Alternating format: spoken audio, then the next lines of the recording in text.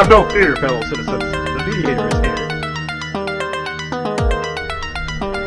Good morning and welcome to this week's edition of The Mediator with me, your host, Brian West. Here to give you the top 8 headlines and developing news stories that made it this week. Now, as usual, give you the top 8 local headlines and developing news stories that made it first, followed by a movie clip, a skit, a trailer, or something that's going on in the community, or maybe some pictures. And then I'll give you the top 8 international headlines and developing news stories that made it. So let's waste no time. Oh, yeah. Let's get to it. Story number 1. Improving downtown parking sparks discussions. Local residents continue to let their voices be heard when it comes to parking in downtown Youngstown. Now, according to some headlines, a number of people are pretty much saying the same thing, and that is that every time they go downtown, they can't find a parking spot. Now, some have even complained that when they go downtown and park, they get a ticket. Now, this story is still developing because the more attention that this story gets and the more attention that is put on downtown, the more people will demand that their requests be heard ahead of other demands, meaning put this parking situation on the top of the list, folks. This story is still developing and it's still in top headlines because creating more parking probably will cost more money. Story number 2. Chase Bank is not giving up on its downtown location plans. After an employee was lost in an explosion that took place May 28th of last year, according to a report by David Skolnick published February 5th, Chase Bank has plans to open a new location across the street from its previous spot.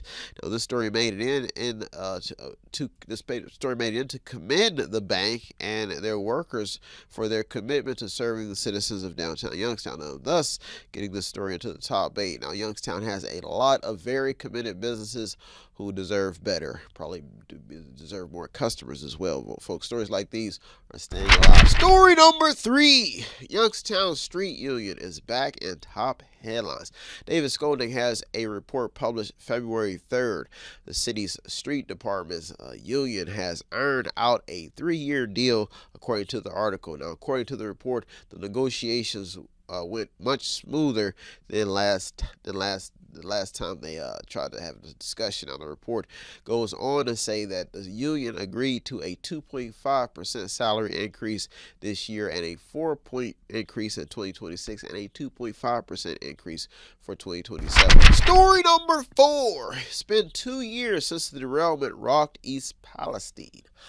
David Skolnick has a report published February 4th explaining how J.D. Vance made a trip to East Palestine. Now, in the 2 years East Palestine has stayed, in the 2 year span, East Palestine has stayed in top headlines. That's even after the train derailment. Now, Stephanie Alvord of the Lisbon Morning Journal has a headline going in detail on how the residents in East Palestine are still calling for aid. Now, the long-term impact economically and physically is what has the story still trending, because the East Palestine story will not go away, and there are a lot of people still seeking that one word called justice. Story number 5 is Marks, the emergency system, the only option. MARCS. Dan Pompley has a report of The Vindicator has a report published February 5th explaining how Austintown, Boardman, and the Mahoning County Council of Government may be left with no choice due to current cost savings and the failure of levies, but they will have no choice but to move ahead with plans to join a new statewide communications network for emergency radio service.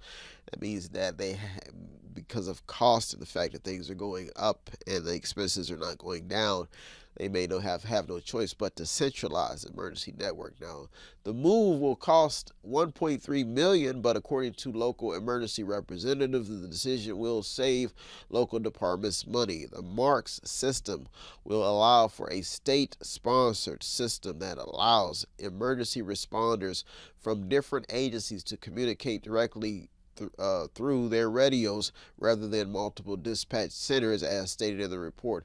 The article is filled with cost savings information and is definitely worth it. Story number 6, property tax relief talk. David Skolnick has a report published February 6th explaining how some state legislators who represent Trumbull County have introduced a bill that, according to the report, will provide property tax relief. Now, the entire article homes in on how Senator Sandra O'Brien has proposed to change tax calculations for school districts that will include more voted levies, that will include permanent improvement levies, and if approved, it will save property owners $300 million in over the next 3 years, as stated in the report. Story number 7 and the top 2 local headlines and developing news stories that made this week for you to keep you informed. Folks, if you do not get up this early, you can tune into the website. I do upload the show on Mondays to the website on the screen.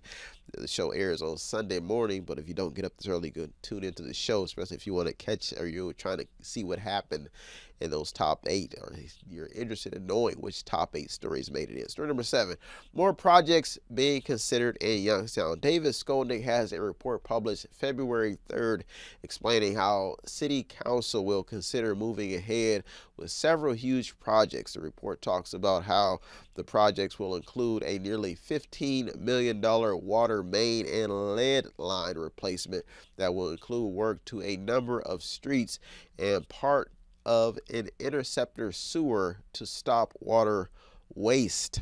I guess that's in the report. They're gonna put an interceptor sewer to stop water waste from flooding into Milk Creek Park. And what got the story in is the fact that the project is estimated to cost $14,944,000, which will come from money borrowed from the Ohio Environmental Protection Agency's revolving loan, which would require 50% to be paid back and the other half forgiven. Now, the article is filled with information on what is taking place when it comes to the work sector. Story number 8 at the top, local headline and developing news story that made it in this week for you. Keep you informed. That's the goal. Folks, if you do want to show some support or anything that goes on at Method 8, it does not take much. All you do is visit the website on the screen, buy something, click on something, watch something, read something, or just sponsor a program. Or you can stop at the store at 5648 Market Street in Boardman, Ohio, and buy something from the store. See my smiling face. Let's get to this top story. Story number 8, more increases considered. Raymond L. Smith has a report published February 5th in what appears to be a discussion about a water rate increase in Trumbull County that will take place later this year. Now, this is all while rates have been steadily increasing over the past 10 years, with nearly all other operational costs going up. Now, if the rate increase takes place, the rate increase of $12.50 per 1,000 gallons plus a $5 water replacement improvement fee each month, this is saying that if it's approved, the county will not have enough to pay for its water by early summer, according to sanitary engineer Gary Newbrough. Now, in 2024, the county's water department earned $6,977,362 in expenses, leaving it $1,523,107 in the red. Now, the report goes on to make the point that the county has been experiencing losses every year since 2019. Now, the 7 districts that were mentioned in the report purchased their water from Niles, Newton Falls, Warren, and Youngstown. Because before the airing of this show, this story was still developing, because the more things continue to go up, the more people will more things will get out of control. That's why story made it to the top this week. Well, folks, there are top 8 local and international headlines and developing news stories that made it this week. I'll be right back with the top 8 local stories that made this week. I'll be right back with the top 8 international headlines developing news stories. So don't you go anywhere. The Mediator, me, Brown West. I'll be right back. What does Method8Inc.com Media Center have that I need?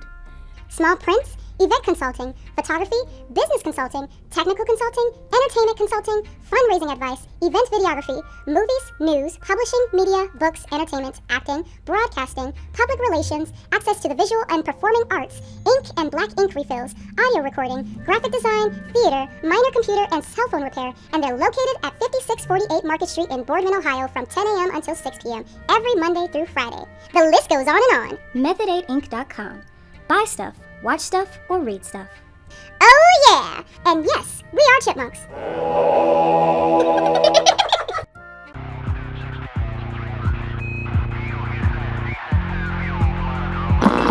Welcome back. Now it's time to get to the top 8 international headlines and developing news stories that made this week. Folks, it is African American History Month, and every year, I can say every year, but I've been down to the Freedom Center 2 times with some of the people here at Method 8 over the years. People don't stay here too long.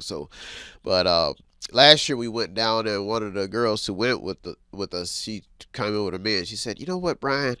People are always talking about the white people, but they never talk about the black Africans who sold their slaves in the slave trade." And when she said this, it brought a lot to my attention. So it's just amazing how a sequence of events can unfold. So I'm on YouTube, and I'm looking at African tribe videos, because everybody always thinks Africa is just filled with jungle, people in the jungle, but there are other parts of Africa that actually have, hotels and commerce. So when she was explaining to me, kind of made sense, but on the video, they had these African tribes in the jungle. When they first tasted some pop, somebody brought a can of pop over, a bottle of pop over, and the African guy just passed out.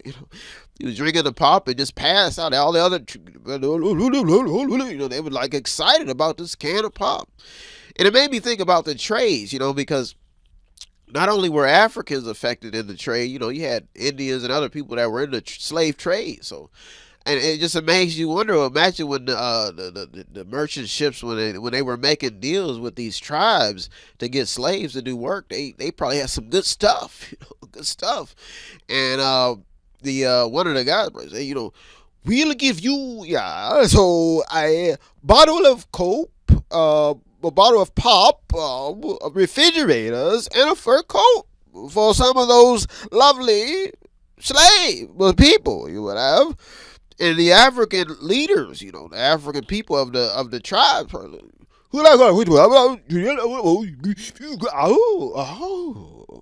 they probably saw what these supernatural gifts could do to their kingdom. And tell Obama, get Obama and Oprah and Denzel give to these people. They probably just traded them. And that's probably what happened. And that's probably how I got here, after my grandfather met him a nice lady after he got freed. It's probably how a lot of Africans now, celebrate African American History Month. If we can be free from the past memories of betrayal, we can be free at last. Woo! Learn something this month, folks. Brian is good for economics. Make him free. Let's waste no time, folks. Let's get to story number 1. The history of the Department of Education. Speaking of history, the United States Department of Education goes all the way back to 1867 when President Andrew Johnson signed legislation to create it, if you did not know. Now, the purpose was to collect information about schools and provide advice. The evolution of the Department of Education is documented in 1868 when it was demoted, 1890 when it got the power to fund land grants and colleges, 1907 when it became federally funded for vocational education. In 1950, more federal funding became available. In 1960, programs for poor students were developed under the Great Society, Lyndon Johnson. 1979, now late President Jimmy Carter reestablished the department as a cabinet-level agency. In 1980, the department was fully operating at the cabinet level. The department's mission is to ensure that everyone has equal access to education. Story number 2. Will the American climax be the beginning or the end? There have been American businesses. There have been American business moves that have been made all over the world by American people, and presidents that presidents in these moves, American business owners that that's how the world has evolved, because American businesses and the American people have been making deals and other nations. Now up to this point, this current point in the American climax, while some people are predicting the end, folks, some people are saying that this great awakening could actually drive some people to go back down to the basic forms of living. And that's what got the story in, because it's still being comprehended of this American climax. What is actually taking place in the news and what's causing all this craziness. You're hearing people say some things that echo the same voices that have been heard in the past. That's story number 2. Made it this week. Story number 3. The middleman is on high alert as the fight continues. In all of this chaos and disruption, it may now be time to check on the middleman. Reuters has a report explaining how U.S. job openings have declined as the labor market slows. The report goes on to explain how job openings drops 556,000 to 7.6 million in December. Layoffs fell by 29,000 and hiring rose by 89,000 rose from 89,000 to 5 million. Now, job openings to an unemployed, the job openings to the unemployed ratio dipped to 1.1 from 1.15. Now, that's what actually got the story into the top 8, because workers are continuing to ride the wave and money continues to be a top concern. Story number 4. Tariffs still a topic of discussion. ABC News has a headline explaining how Trump's tariffs could cause U.S. job layoffs. Now, according to the report, auto workers, farmers, and alcohol distillers are the most at risk of losing their jobs. Now, there has been pushback on Canada and Mexico when it comes to the trades, but either way, the president who has branded himself as a deal maker, he has his work cut out for him now. If you did not know, now retaliation is the biggest concern. The president has said that we will take some pain in this tariff war, but he has also stated that it will be worth the pain, as stated in the report. If we take this pain, got to take a beating to see the promised land. Now, China is already hitting back, according to a USA Today headline. Folks, this story is still developing. That's what's number 4 made it this week. Well, folks, there are top 4 international headlines developing news stories that made this week. I'll be right back with top 4. So don't you go anywhere in the Mediator. Me, Brian West. I'll be right back. Welcome back. Now it's time to get to the top 4 international headlines and developing news stories that made this week. Folks, it is Valentine's Day this week, and we're celebrating Black History Month. And I'm not gonna lie, I am not. I've never really been that good at playing the games that people play with women. It's probably why I'm single. I've had girlfriends. I've been married once, and I'm just not. My mother really didn't. The way I was raised, I didn't come up with the gift to play the games and to be a player and get as many women as I want at the same time. That's never really been my game, So I say the wrong things when I'm with women, and I don't know how it happens. I don't know how I end up the bad guy, but I am honest, so I can't figure out, sometimes why my love life has been a disaster every time. And I'm not gonna lie, one girl rolled up a blunt of weed in my face and blew it right in my face. So that's when I knew. I said, my love life, I've been cheated on, and just embarrassed, left at the bottom of the pit. One girl I had, she would call me every 5 minutes when I would go hang out with the fellas because she thought I was cheating. I mean, it got exhausting. Call me up, Brian, where you at? Oh, Lord, woman, if you don't stop bothering me, I'm playing bad. I'm doing something with my time. I did try to buy flowers. I used to try to be romantic when I was a kid, and my one girlfriend, her father told me, don't buy her no flowers, Brian. Don't waste your money. I didn't know what he was talking about. So yes, folks, my love life has been a disaster.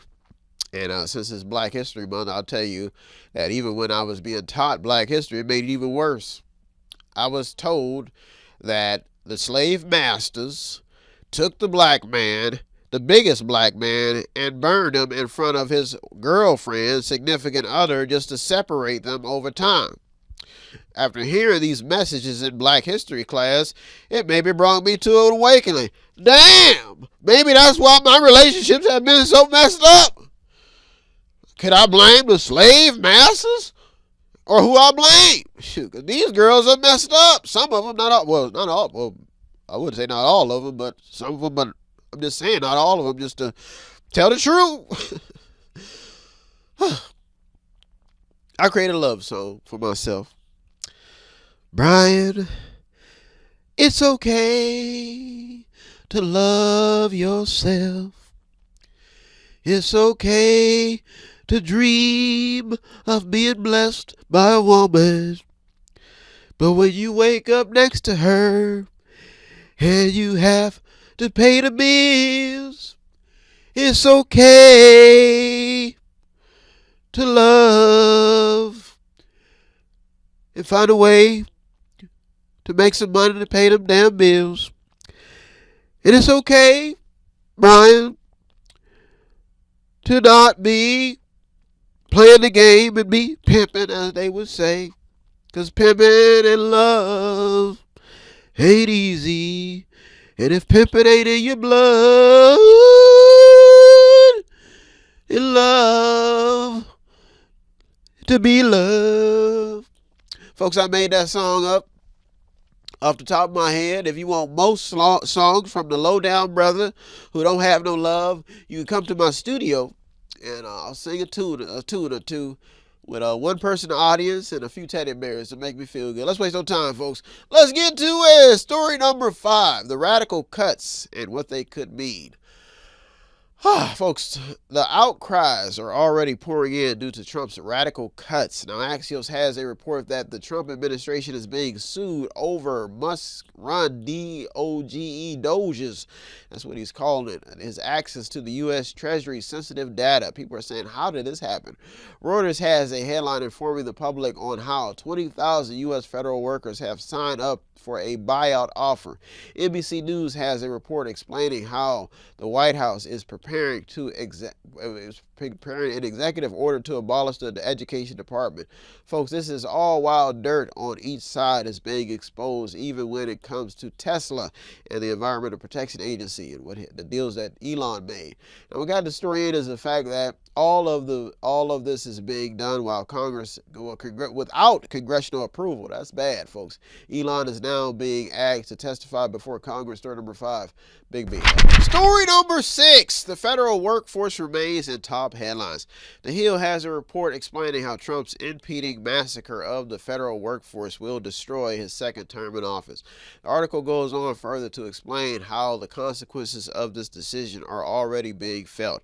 The programs at odds that many Americans depend on is what got the story in, folks. The FBI, the DEA, and ATF are all tied into this report, folks. This story is still developing because no one knows the side effects of a weak federal workforce because it hasn't been seen in a long time. That's why number 6 also made to the top 2 this week. Big B.